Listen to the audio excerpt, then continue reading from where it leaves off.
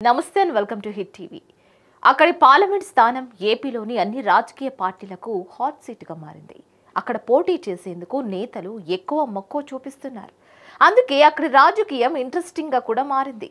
ఇక ఎన్నికలకు సమయం దగ్గర పడుతున్న కొద్దీ ఎవరు గెలుస్తారు అనే టెన్షన్, ఆసక్తి అందరిలో పెరుగుతోంది. ఒక్కొక్కరుగా ముఖ్య నేతలు ముందుకు వస్తున్నారు. పోటీకి మరి గెలిచేది ఎవరో, ఆ పార్లమెంట్ స్థానం ఎక్కడిదో లెట్స్ వాచ్.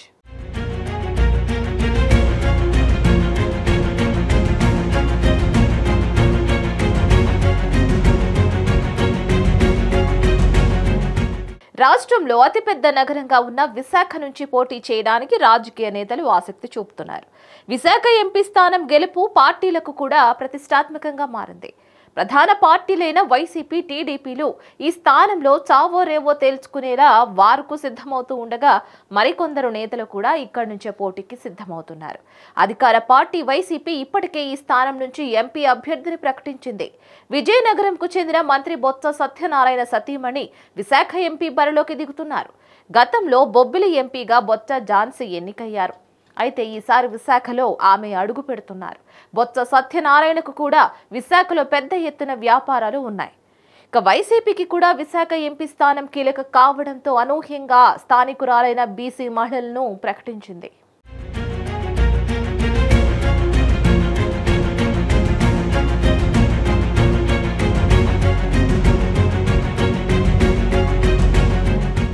రాష్ట్రంలో ఇటీవల మారుతున్న సమీకరణాలతో టీడీపీతో బీజేపీ పొత్తు కుదిరితే కమలం పార్టీకే విశాఖ ఎంపీ సీటు కేటాయిస్తారు అనే ప్రచారం జరుగుతోంది. ఇక్కడ టీడీపీ, జనసేనకు బలమైన ఓటు బ్యాంకు ఉంది. దీంతో విశాఖ నుంచి పోటీ చేయడానికి బీజేపీ రాష్ట్ర అధ్యక్షురాలు పురంధేశ్వరి సిద్ధమవుతున్నట్లు సంకేతాలిస్తున్నారు. గతంలో విశాఖ ఎంపీగా, కేంద్ర మంత్రిగా పనిచేసి ఉండడంతో ఇక్కడి నుంచి మరోసారి బరిలోకి దిగాలని పురంధేశ్వరి ఆలోచిస్తున్నట్లు సమాచారం. బీజేపీ నేత జీవీఎల్ నరసింహారావు విశాఖ సీటు తనదే అంటూ ప్రచారం చేస్తున్నారు. ఇటీవల సంక్రాంతి సంబరాల పేరుతో పెద్ద కార్యక్రమాన్ని కూడా నిర్వహించారు. రిపబ్లిక్ వేడుకలతో జనాన్ని ఆకర్షించే ప్రయత్నమూ చేశారు.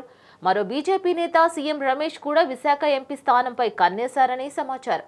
ఇక త్వరలో రాజ్యసభ పదవీ కాలం ముగుస్తూ ఉండడంతో సీఎం రమేష్ విశాఖ స్థానం నుంచి బరిలోకి దిగాలని ప్రయత్నాలు చేస్తున్నట్లు సమాచారం. ఇక పొత్తులో భాగంగా విశాఖ పార్లమెంటు నుంచి టీడీపీ అభ్యర్థిని ప్రకటిస్తే గీతం విద్యా సంస్థల అధినేత శ్రీభరత్ రంగంలోకి దిగాలని ఎప్పటి నుంచో సన్నాహాలు చేసుకుంటున్నారు. మరోవైపు Prajashanti party leader KA Paul కూడా విశాఖ పార్లమెంట్ స్థానంపై కన్నేశారు. ఇటీవలే కొత్త పార్టీ ప్రారంభించిన జేడీ లక్ష్మీనారాయణ కూడా జై భారత్ పార్టీ తరపున విశాఖ ఎంపీగా పోటీ చేయాలని ప్రయత్నాలు చేస్తున్నట్లు ప్రచారం జరుగుతోంది. గతంలో జనసేన తరపున విశాఖ ఎంపీగా పోటీ చేసి జేడీ లక్ష్మీనారాయణ ఓడిపోయారు.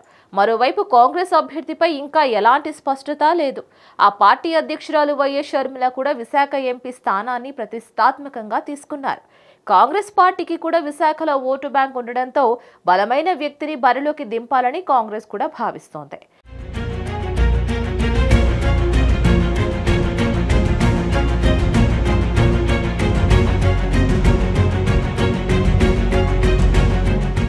దీనిపై మీ అభిప్రాయాన్ని కామెంట్ లో మాకు తప్పకుండా తెలియచేయండి. ఈ వీడియో కనుక మీకు నచ్చినట్లయితే like, share and subscribe to hit TV.